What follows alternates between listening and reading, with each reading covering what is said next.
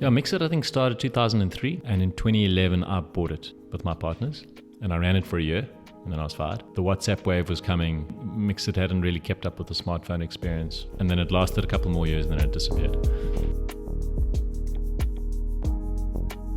So welcome everybody to the Shift podcast that we have. It's the Shift with Kevin Boertes, where we take some time in the afternoon especially to put in the work, to put in our shift, and hopefully shift our mindsets. Today I am joined by, can I call you an acquaintance now? Yeah, sure, you can call me a friend. Mr. Alan Knott-Craig Jr., not to be confused with his dad, Alan Knott-Craig Sr. Thank you very much for joining me on the podcast today, man. I appreciate it. Thanks for having me, Kev. All right. So Alan, I met via LinkedIn. You had come up on my feed, and then I just started like pummeling you with comments and stuff. To the point, I think, a bit of irritability at times. I think the idea was for me to get kind of on your radar. And here we are 8 months later. So it's really great to meet you. So for the audience that doesn't know who you are, do you want to maybe just give us like a short intro? Sure. My name's Alan Knott-Craig. I'm a recovering chartered accountant. I started my first business in 2003. Along the way, I've had a few businesses, one of which was Mxit, which was an epic fail. And I'm quite well known for that failure. And also done a business called Hero Telecoms, and I've currently got a business called Fiber Time, which does Township fiber. And I've got a personal mission of trying to get everybody on the internet. So everything I do in the last kind of 20 years has been around trying to get people on the internet. Okay. Yeah, just to define what everyone on the internet is, I think that number is hovering around. Yeah, we've got a big dream. Well, firstly, just to start with, it's driven by this idea that the world will be a fairer place if everyone's got access to information, the same access to information. So, it's kind of not fair that kids in townships in South Africa, for instance, don't have unfettered access to the internet on top of the other structural disadvantages. So we focus on kind of low-income communities, slums, favelas, barrios, townships, and they're actually an estimated 3 billion people living in townships/slums around the world. About 350 cities, about 90 countries. And that's our dream. In the next, hopefully, for the rest of my life, I can pursue a dream of trying to connect all those people to uncapped, affordable internet. Yeah. A lot of the conversation that we have today is around that. I think it strikes a personal chord with me because I've seen what access to information can do. The fact that I'm here, the fact that I'm doing what I'm doing is largely based on my access that I've had to tutorials and that kind of thing, and the work that access to it. So it's very much a personal thing. In terms of from an entrepreneurship perspective, right? I think did you start working even after articles? Like, I think you dive straight into starting your own thing. Yeah. Well, I tried to get a job. After articles, I qualified, and I tried to get a job. My wife got a job quite quickly, but I couldn't. No one was returning my calls. And then I got given an opportunity to start my own business by a guy called Gavin Verigis in Joburg. He picked me out of the blue. He had a license for cell phone tracking, and we started a business together, and he gave me a small equity stake. And that was my first plunge into being an entrepreneur, which I basically had to unlearn everything I'd learned in chartered accounting, and also how my parents had raised me. Because, starting your own business and wheeling and dealing, there's a lot of stuff they don't teach you at school there. So Gavin was my real first mentor around how to be your own boss. Yeah. Just on the chartered accounting thing, I think a lot of people don't know that. You see like the rest of us. The CAs, it's kind of, I think it's like, I try to put it like front and center. I think it's maybe because where I'm at, like kind of opens a bit of doors and people got, so like, do you still put it out that you're a CA to identify? Sure. I'm very proud of the fact that I managed to pull it off. It wasn't easy. Gave me confidence, gives me a lot of credibility. So especially when you're young, nowadays I don't have to say I'm a CA, but when I was young, saying I was a CA added a little bit of a heft to, my introduction. I learned a lot. Business is about finance. So I'm in telecoms and tech, but I'm one of the few people that understand finance. So it gives me a bit of an advantage. You make a lot of friends. I've got all my best friends are from articles. My wife's from articles. So the cohort of people that you meet is a great cohort of people that go on to become powerful in business. I recommend it to everyone, but not to become an auditor or an accountant, but just to understand that world and then do whatever you want to do in any field you want to follow. Yeah. So, and you did the financial services route within Deloitte. Yeah, financial institution services. Yeah, we audited the most boring companies in the country. Old Mutual, Sanlam. No, it was the most boring stuff in the world, but it was quite sexy. And you saw a lot of money washing around, and you saw where the money flows. So it's useful understanding how all that works. Yeah, I was joking, and with all the guys always in first in Deloitte, like they were the fancy. Yeah, they were all like, it's so sexy. We were Lani. I know you guys in ES were the underlings. Yeah. We were like, we were the guys that were draining all the money, entrepreneurial services. I think that it had its benefits because you're dealing with a smaller company. So really trying to work close with management, which I think, it has, it's also its benefits to kind of get comfortable talking to people that are running businesses. And I think that for me, that was that attraction. And that's kind of what I saw with you. Somebody that's like the face of a business, but it's accessible. And that's what I saw like on LinkedIn and that a lot of it. I think the thing that stuck with me was because I've always had a fascination with Mxit. Inevitably, this is where the conversation will go. And I was a big user during, I think it was at the end of my high school. So it was 2004, matriculated, and then through varsity and that. So it's got this like nostalgia with a lot of people. It's like VHS. Yeah, it's got that. Yeah, it's exactly that. And the thing is, so I did a video about it after I read your book, Life Lessons, on the Mxit thing. And I didn't think much of it, put it onto TikTok, and then I just started seeing how it kind of went viral. And viral is relative, right? It's not like hundreds of millions that the guys have. But in comparison to the other videos that I had, where you kind of had a couple of hundred views, and this thing, I think it's clocking at the moment of like 70,000 plus. Wow. With like 200 comments, and it's very polarizing. And I think I had some strong views, but on like more on the business side of things and how it relates to me and reading and what I learned from. But people like ignored what I was talking about, like in the book, and they just honed in on like that Mxit, that thing, and went off on a tangent, and it polarized a lot of people. Some were like, it was an awesome time, and then they were like, yeah, this guy stuffed it up. He shouldn't have done what he did. And, he was, so maybe just, and it's not setting the record straight on anything, but like, I think just to give a bit of perspective of like kind of what happened. Because you didn't start Mxit. No. Yeah, Mxit, I think, started 2003. Herman Hiernis and his team. I think Naspers invested in 2006. And in 2011, I bought it with my partners. And I ran it for a year. And then I was fired. And then it lasted a couple more years and then it disappeared. By the time I'd bought it, it was definitely, I kind of probably was a falling piano. The WhatsApp wave was coming. You could see it all happening. Mxit hadn't really kept up with the smartphone experience. But it still had an enormously engaged community and people loved it. So, yeah, I actually wrote a book about it. It's called Mobinomics, about what Mxit meant to people and what we learned just in the due diligence. For instance, people loved being anonymous. Just loved being whoever they wanted to be online. They didn't have to be who they were in the real world. They could be whoever they wanted to be. A lot of people found love and got married, meeting random people on Mxit. People used it for pure entertainment. Football was big. Christianity was big. Music's big.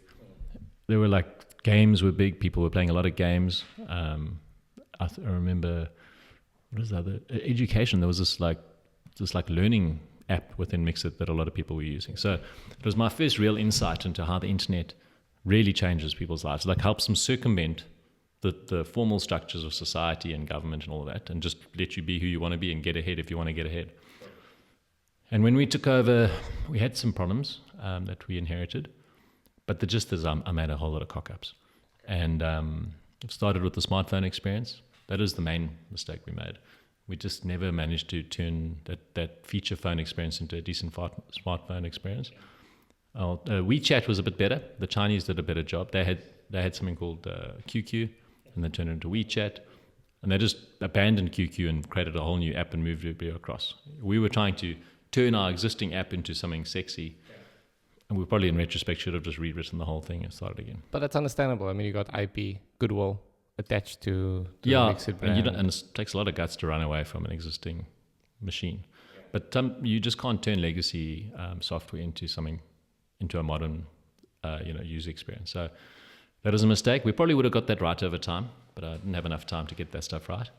Got our business model wrong. We didn't really have a business model, and the one we'd kind of come up with never panned out. I don't even know. I can't blame anyone other than myself. But I do think it would have happened anyway. The way it was going to happen anyway. They had no initiative, and they had no real united, aligned shareholder base that was going to help Mxit fight the oncoming onslaught of WhatsApp. And as long as Mxit was defined as an instant messaging platform, it never had a chance. But if it had been a dating platform, maybe if we just acknowledged that's what it really was, maybe it would have found a little angle and been Tinder before Tinder. So, it's a great success story for the guys who built it. It's a pity we couldn't do anything. We couldn't, in a sense, rescue it and take it to the next level. And it's a great inspiration for anybody in South Africa that wants to build a big tech platform. Mm. Do you think the guys, the owner, sold because I know you said that there was issues with Naspers. Those guys were fighting. Yeah, shareholders, you'll see in any business, the biggest distraction you'll ever have in a business is if you and your shareholders don't get along. And it comes down to an alignment of where do you want to be, what are your short-term, what are your long-term cash flow requirements, what are your ambitions, what are your values. Even your values kick in. And I think the corporate mindset of Naspers and Herman Yennis, who was a difficult guy, that just couldn't see eye to eye. And Herman eventually died of cancer a couple of years later. So, I'm not sure it was that happy. Maybe stress related. He made a lot of money, but he looked pretty old when I saw him right at the end of that whole thing. So, I can tell you this, you got to choose your partners carefully. And if you find yourself in bed with people that are not your people, you need to get out of bed quickly and move to the next thing. I still love the idea of Mxit, and woulda, shoulda, coulda thought of like it's amazing. Yeah. It was actually a way for people to meet people. So I just realized, a lot of people feel a bit trapped, a bit lonely. They can't escape their circumstance and their identity. A lot of people feel trapped in their identity. For instance, a young colored girl who's Muslim in the Cape Flats. That's her identity. She's in that box. And if you give her something like Mxit, where you can have a pseudonym, you're not totally anonymous. You have a pseudonym. It's your avatar. It's consistent. It's all as you. But you can decide who that is. And then the other person on the other side of the conversation also knows that you are not exactly who you say you are online, but you are being very genuine. So you're seeing through the book cover, and you're looking into the book. And you don't judge the book by its cover. You're actually judging the book by the content, like the personality, the sense of humor, what people love and like. And that's why there were a lot of interracial marriages, for instance, that came out of Mxit, simply because people got a chance to meet one another in an environment where they never ordinarily would have in South Africa or in any country. Yeah. And then they got to know each other. And then one day they decide to meet in person. And look, I imagine the courage it takes to go from an online avatar to like, okay, this is me. I'm not maybe as skinny as I said I was, or whatever, Yeah. And then but you love each other already. And then those people hooked up and got married. I mean, Mxit was a gateway into the world, a small gateway. It wasn't uncapped fiber. It was kind of a dumbed down version of the internet, but it was better than nothing, and it changed a lot of people's lives. I loved it. I think it was just that right recipe where SMSs were expensive, man. Phone calls were damn expensive, and we didn't have the data to that's how it started. Yeah. Free SMS, effectively. Basically, and that's it. And a lot of people, I mean, myself even opt over there because like I'm running on on my whatever I'm earning, that very little bit, and then you try, and then this thing just like free SMS 100x's the worth of your airtime. People were spending 80 cents an SMS or something. It's ludicrous to think about it now. Yeah. But here they came along. These clever Stellenbosch engineers came up with a way to install an app on a feature phone that used the data layer of the network to send an SMS, but without charging that premium. And the cost of an SMS on data is like less than a fraction of a cent. So effectively giving you free SMSs. Yeah. And then the real trick was the chat rooms. So until the chat rooms happened, well, the first thing was they wanted you to message people, but if there was nobody online to message, then it's like you go into the room, no one's in the room, you leave the room, and as you leave the room, somebody else comes in the room, and the room's empty, so nobody ever uses the application. So they came up with probably the first AI in South Africa. there was a bot. I can't remember its name anymore. They created a bot, an AI bot. Not Joe Banker. It was like a weird name. It was like this weird name. It was a very friendly person. So you'd go in, Kevin comes in, and this girl would say, "Hi, Kevin, how are you?" And you say, "I'm fine, and how are you?" And then they'd get like, say, 17 or 19 seconds of chat before you just realize you're talking to a robot and you jump off. Nice. But then they introduced Kira or something, some other weird name. But Kira would abuse you. So this girl would, you'd say, "Hi, Kira," and say, "Stuff off, man, I'm busy." And then, "Hey, why do you say that?" "Because I think you're a loser." What do you mean? And then you'd get like an average of 4.5 minutes engaged with this effectively AI bot that was trained to abuse you. Yeah. And people just loved it. They loved the banter back and forth. And in that time, you had enough time online, somebody else would walk into the room. So now you could have a conversation with some real person. And you wouldn't want to talk to this person because they're being an idiot. I'm not even sure if they stopped talking to them. But at least there was somebody else to talk to. And the whole magic of Mxit was figuring out how to get enough people on the network, alive, in the room, so that people could actually start having conversations and stay in the room and stay engaged. And then they did the chat rooms, which was like multiple people in the same conversation. And then they introduced Moolah, which allowed them to start making money. They could charge like 1 Moolah per chat in the chat room. And then the rest was history. I mean, that was a really incredible group of people at Mxit that built that business and came up with their business model and figured out how to get people to stay online.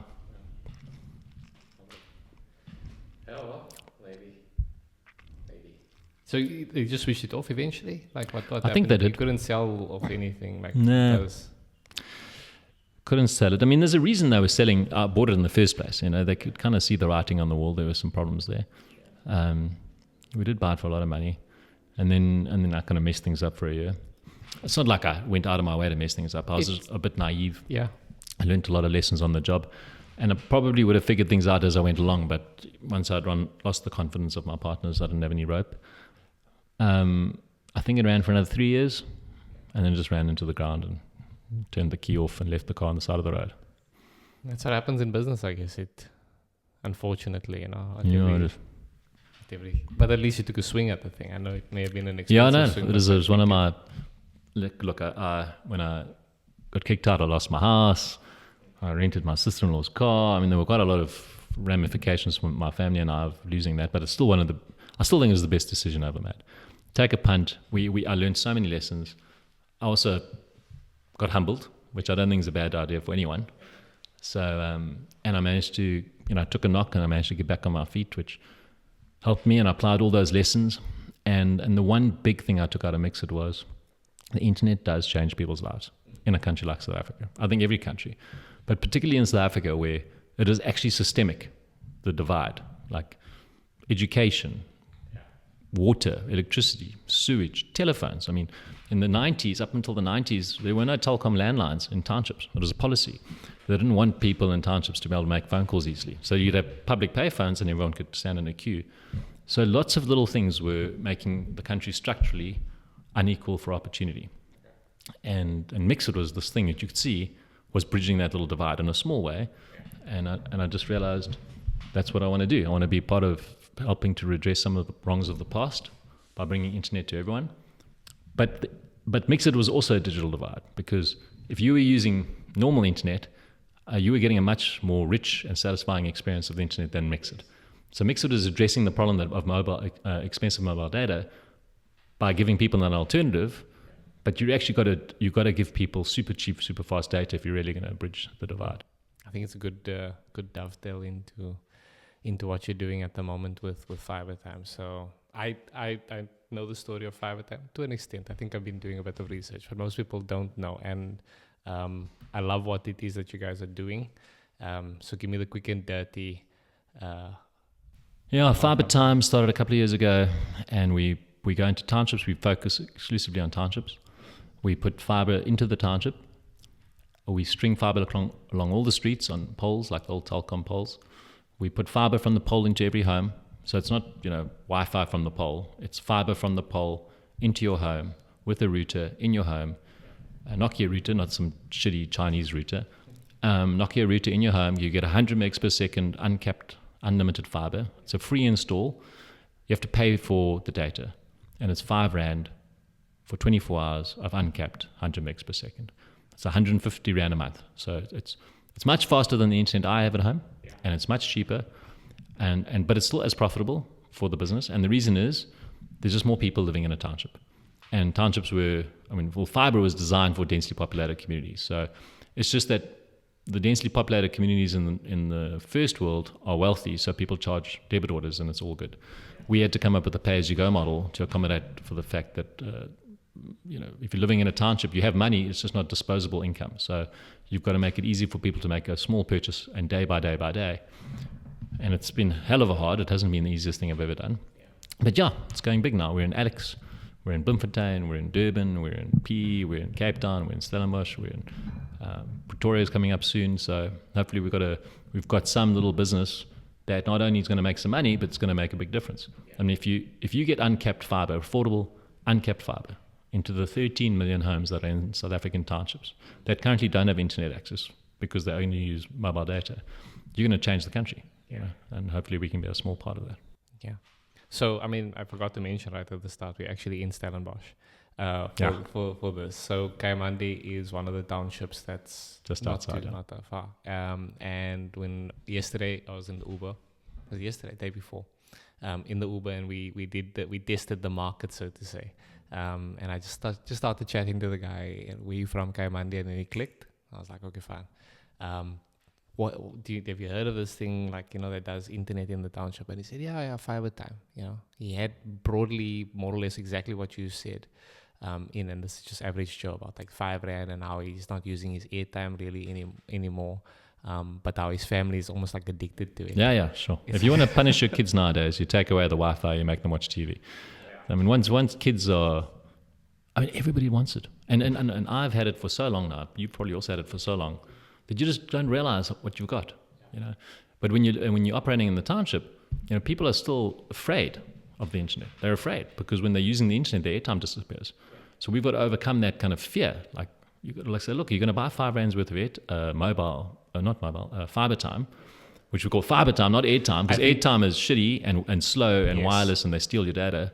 Fiber time is fast and reliable, and no one's stealing your data. And that 5 Rand is going to get you 24 hours. There's no tricks. But it's hard for people who've been screwed so many times to just trust that. But once we've clicked over onto the trust page, it's just like a rocket. People just love it. Yeah, I think I have a love for marketing and psychology. So I'm very interested to know how you're actually going about from a marketing perspective. Firstly, the colors. You've got these stripes. I don't know the exact color names. I'm like a typical guy, and I think like in terms of blues and yellows. So it's got the 2 stripes, like these stripes that are running down. What's up with that? It looked like, I won't lie to you, first time I came past it, I thought it was a Chappie wrapper. Oh, wow. Because, that's a good point. The I hadn't thought of that. I hadn't thought of that. No, that's good. So, then I was like, what is this? Because, I was looking for the chipmunk that you normally have with it, and it wasn't. And then I was like, okay. So you got this, and then you actually see it on the poles, this bright color in the township that generally has zinc and, that kind of thing. And you just see these bright colors. So what's the strategy around that? Look, it took a long time to land on our brand. The Fibertime we got fibertime.com. Took a long time for me to kind of click on that. I'm very proud of that. I think that's going to be a game changer. I genuinely think we've landed a perfect word for what we're trying to sell, without making it so different from what people already use as terminology. But different, yeah. I think the colors also genius, but it wasn't like instantaneous. We started with orange and green. And then slowly worked our way through the color spectrum. The Vodacom and MTN, when they first started in the 90s, Vodacom was blue, MTN was yellow. Yeah. And the reason was they're the 2 most attractive colors on the spectrum for consumers. It's just what it is. They're just the 2 most attractive colors. And I obviously can't come up with a yellow brand. And I didn't want to use blue, pure blue, because it just seemed it's not as sexy. I think yellow is the best color. And then next thing you know, we kind of landed on this vertical, saying, like a vertical stripes, blue and yellow, is its own color. Blue is a color, yellow is a color, blue and yellow together is also a color. And focusing on the vertical stripes and also choosing the color teal. So our blue is teal, which is the only blue that you find in nature. And I actually go to the bush quite a lot, and I've noticed that it's actually the only blue you see in nature. Now, if after millions, 100 millions of years, the blue that is evolved through nature lands on one color, and that's the most attractive color in nature, it's probably going to be attractive to humans as well. So we went to the yellow and teal and vertical stripes, and because it's just caught on so much, we haven't had to adapt it since then. So it's where we've landed. Yeah. And now, when you see our blue and yellow striped spaza shops or boxes or billboards or anything like that, you can't confuse it with another company. You can maybe confuse it with Ukraine or with Sweden, yes, but you're not going to confuse it with another company. We've got our own distinct brand. Yeah. I must apologize to my wife now. Our wedding colors were teal.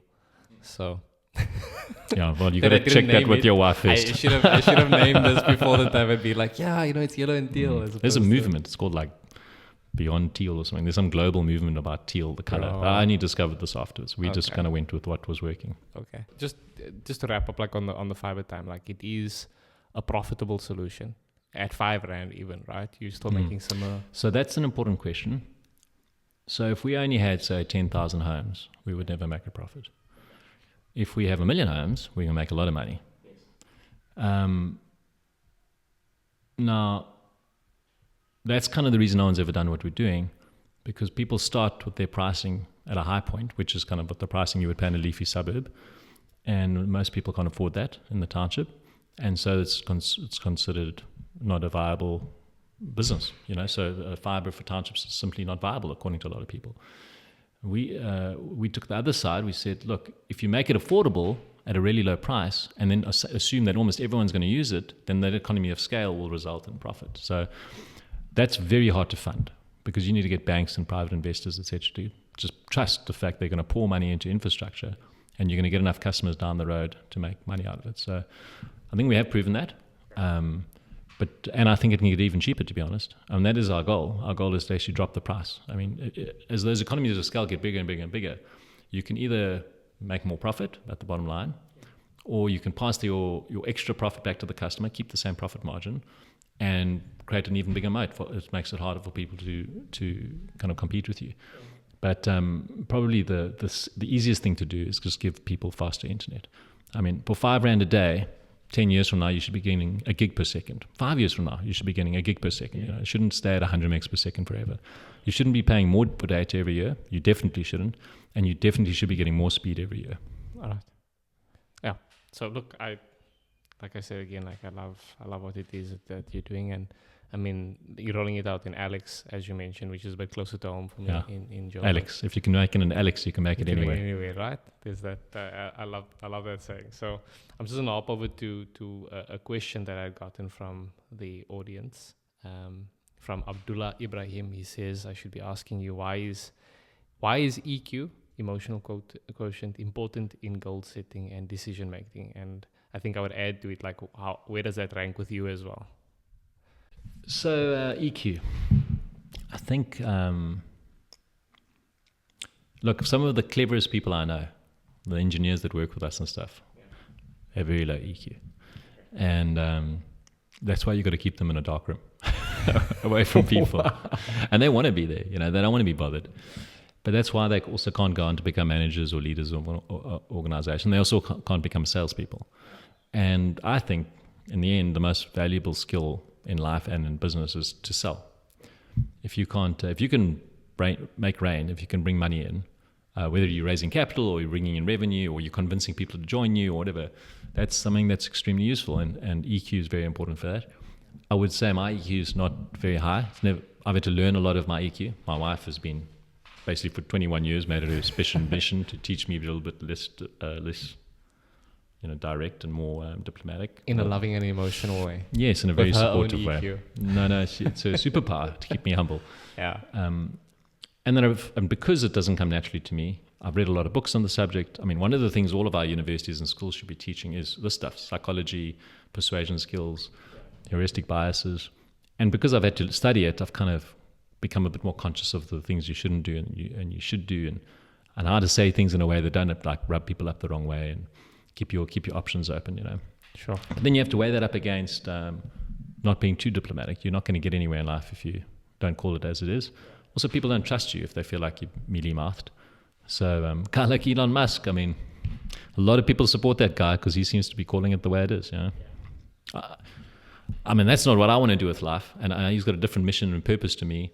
And there's a lot of stuff happening in America that I don't agree with. But you can see how it appeals to a lot of people, that there's almost a lack of EQ there.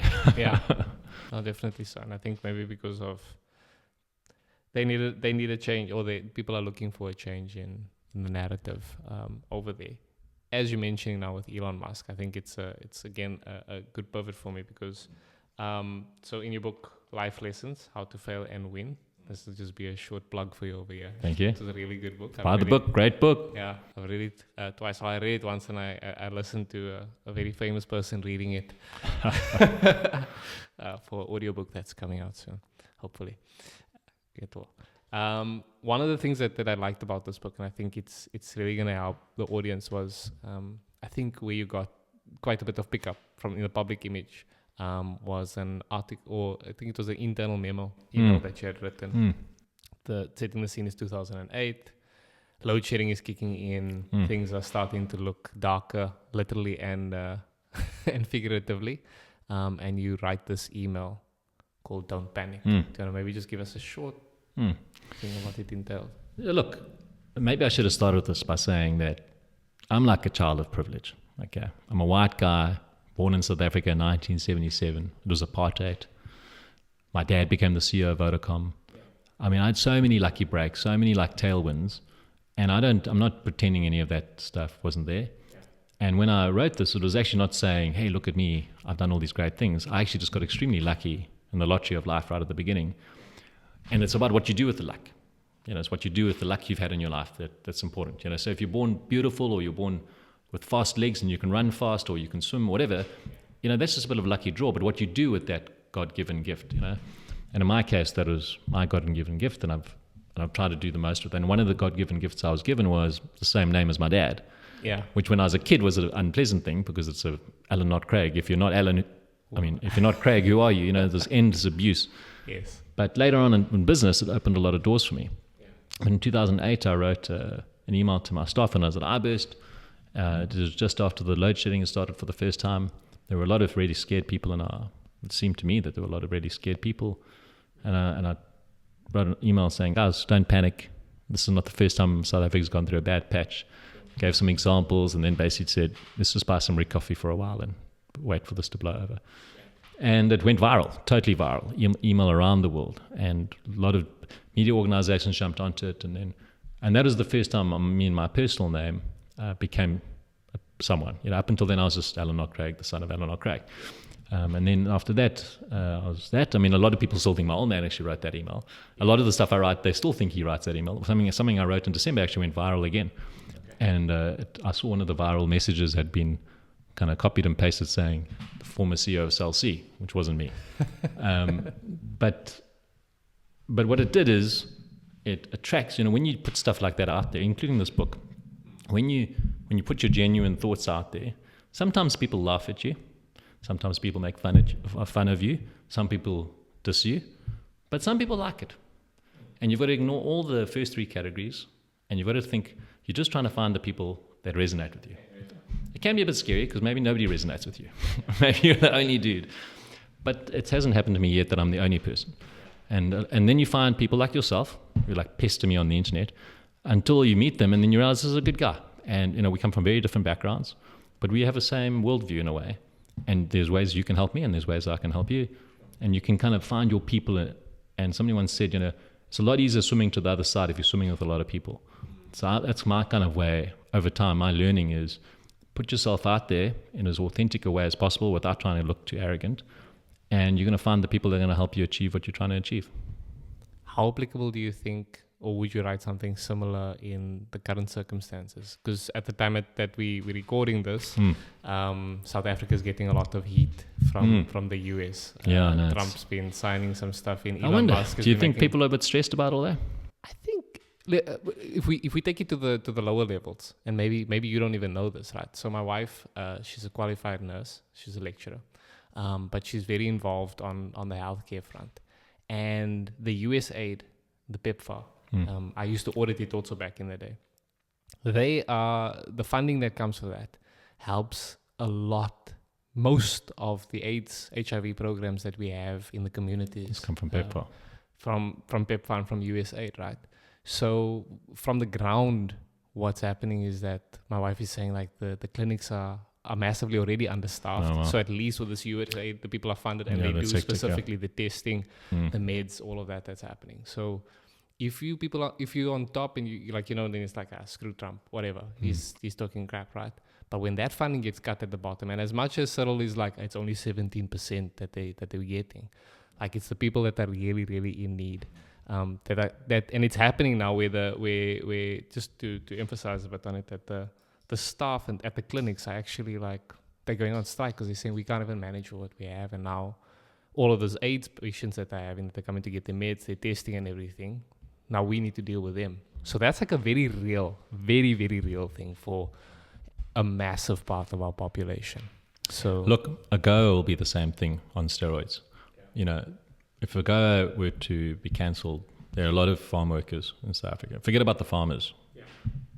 The workers, the people that are employed, there must be 1 million of them that would potentially lose their jobs. So the reason I ask is because a lot of people in my circles also panic and send WhatsApps and what about this? But I just look at it going, it's just noise, It's not something I can influence. I can't control it. I'm not going to stress about it. Donald Musk, Donald Trump, Elon Musk, Donald Musk, they can do what they like. And credit to them. Good luck to them. America voted Donald Trump in. It's a democracy. He has a mandate and he's doing what he said he would do. And that's what Americans want. And there's nothing wrong with that. And Elon Musk, the guy is an incredible entrepreneur. So you can't, we can criticize it all, but you can't doubt the fact that he's got his own views. And then we can't control it. So why lose sleep over something that you can't control? But I think, and I would say something along those lines, if my staff came to me and said, hey, I'm really worried, I'd just say, look, let's just worry about the stuff we can control. And it's hard enough what we're doing in the townships. But I would say that no South African should be sitting on the sidelines politically. At the end of the day, we only have ourselves to blame for all of this. Our government, the ANC government, are the ones that have upset America. They've taken a whole lot of actions, including sending ammunition to Russia, that they shouldn't have done. And now we're having to deal with the consequences of it. And I don't think it's right to just blame America for what's going on. We have to blame ourselves. Not ourselves, not you and me, we didn't do it. But some people in our government have not been neutral, like they said they would be. They said, we're going to be neutral. We're not going to choose America's side. We're not going to choose China's side. We're not going to choose Russia's side. They've been biased. And because of that bias, now the superpower of the world is saying, well, you said you were neutral. You're not neutral, so you're our enemy. And that's just silly. That's an own goal. That's like shooting your own economy in the foot with a shotgun, I don't think they're going to, I genuinely don't think America's going to go all the way to the end in terms of these sanctions and stuff. And something like PEPFAR, I know a lot of Americans. These are good people. There are a lot of assholes there, but there are a lot of good people. Yeah. And no good person wants to see the consequences of dropping PEPFAR in South Africa. And some sanity will prevail. There's huge consequences. And I really hope sense prevails. I think it will. So hopefully all of the angst and all of that is unnecessary for now. But we've got to be thinking ourselves, who do we want to run our country? Because if we want the current crowd running our country, that's what we're going to get. We're going to get own goals all the time. And so politics in South Africa, it's a complicated space, as you know. Lots of legacy stuff, lots of racial identity politics. But at the end of the day, we all have to figure out from the sidelines, how do we get off the sidelines and kind of make a difference at the next election? Yeah, I think it's a tough one. That for me is, and again, like it's tying up to like the fiber time thing. It's just, those are the communities that I identify with. It's communities that we do work with in the church. I can think of a couple of people in our church that's, that has HIV/AIDS, not undisclosed to the general public. But they were struggling during COVID to get their meds, and you saw like health deteriorate massively. So I think there's an emotional tie to it. It's hectic. That's why I'm like, and it's very difficult to say like it's on a hope perspective. Like we hope that they don't go full length because, okay, fine. Trump had his threats with building a wall and stuff like that, but that was a lot of investment for them. But cutting something is a relatively easier thing. But I don't want to dwell on it. It's just something that I think is, when I read that email about like, the don't panic. And that's still something that I still go back to just put things in perspective. Like, we have to do it for ourselves. Yeah.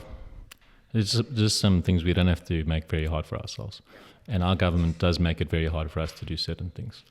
But then again, there's a lot of context that's missed in America. So when they criticize the expropriation bill, what about in the 50s when the Group Areas Act happened?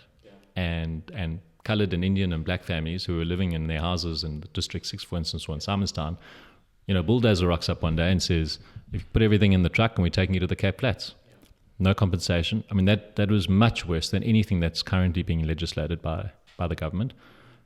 And I mean, that stuff, I wasn't alive when that happened, but I can read about it and I can see documentaries about it, and that's just absolute bullshit, And that kind of, if you don't have that context in your head, then you can't say the things that the Americans are saying now about some of the actions that the government's taken. So, we all have to, white people in particular have to be very humble. I can't sit here and preach and say everyone's incompetent, all that stuff. We have to all be very humble. We have to all take things into context, and we have to appreciate that it's a miracle we still have a country. And what happened in 1994, the fact that there wasn't a swing completely the other direction and just wipe out the whole country, that was a miracle. And white people should be grateful for it. I'm very grateful for it. And I just hope that we can kind of figure out this middle ground still going forward before it gets so intense that you do take a swing too far in one direction and then you can't make a comeback. I guess it ties up to a bit of like that question that we had around the EQ. I think it's a sensitive topic, and it's these kind of conversations that help to move it along. I think it's And I've traveled the whole country. I've been very lucky. In my previous business here at Tel, we bought small wireless internet service providers. In all the dorpies. In all the dorpies. Every little dorpie. and now I'm also spending a lot of time in the townships all over the country. And people are good. I'm not meeting assholes. Most people are decent people. They want to raise a family. They want to put their kids through school. We're not talking about Julius Malema here. What we see in the media about who the country is not who the country is. Yeah, it's not a fair representation. It's not, and it's not extreme. But it will become extreme if people are desperate for too long. And I think the government's made a lot of strides. Our government's made a lot of strides, made a lot of big improvements. But for instance, something like crime, we're going backwards. And South Africa is becoming a very dangerous place. It has become an extremely dangerous place, especially for women. And things like that, if we don't tackle those things sooner than later, then we won't be able to fix the other things. Yeah. Let's see. This conversation got very deep. And rightfully so, I think. I don't want to... Thank you very much for sharing on that. I think just to kind of wrap it up, what's going to be your plans over for the rest of the year? We're in Feb at the moment, 2025. No, for the rest of the year. Yeah, like let's just looking ahead. I think by the time, like let's say for example, like I know Alex is high on the radar. You guys are rolling out rapidly over there, and you're facing competition. I think the big players have seen that this is a lucrative market. They know that as you referred, the leafy suburbs are oversaturated. So they're really looking at where they can break in. So it's going to be all around like a... We do have a bit of competition coming, but that doesn't drive us. We're driven by the idea that South Africa will be a fairer place if everyone has access to uncapped, affordable fiber. That's what we're driven by. And every day that goes by that doesn't have that scenario is another day where kids have got they don't have an opportunity to learn online or find a job online, or even just entertain themselves online. So kids are going to do drugs or sex or gangs or violence instead of be online watching a TikTok video. It's so trivial, but that is a better alternative than crime or teenage pregnancy, etc.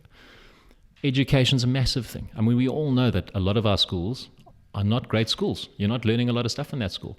But the internet's right there. And the sooner we get fiber into all the homes, the sooner those kind of inequalities can be dealt with. For that reason, we're massively accelerating our build process. So we're now in about 65,000 homes connected. It's taken us in the last 6 months, we've connected about 60,000.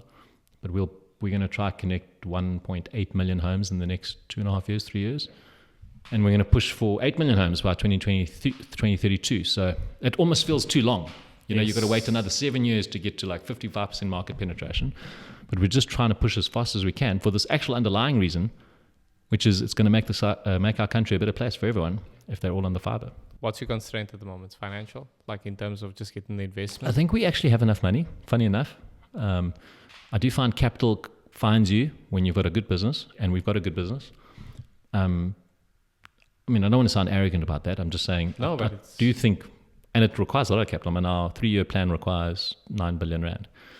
But But I think we're okay on capital. I think the hard part is building. As our government is finding out, you can talk about building roads and building dams and stuff, but you've got to build it. And we've got an amazing team of mostly guys, actually, but a couple of girls as well. But I'm talking about the guys with the infrastructure people on the ground in the townships, building physical infrastructure. And they are figuring out a way to scale our build programs. We've got 15 projects currently in build. We've got 75 projects breaking ground.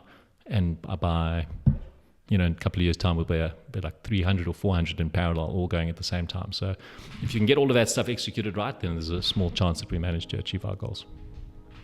All right. Thank you very much for joining me over here, man. And I look forward to following you on LinkedIn. I would recommend that to whoever's watching on here. Check him out. And yeah, you got the daily thought early in the morning just to kickstart the day. And yeah. Thanks, Gail. Awesome, man. Have a great one. Cool. Bye-bye.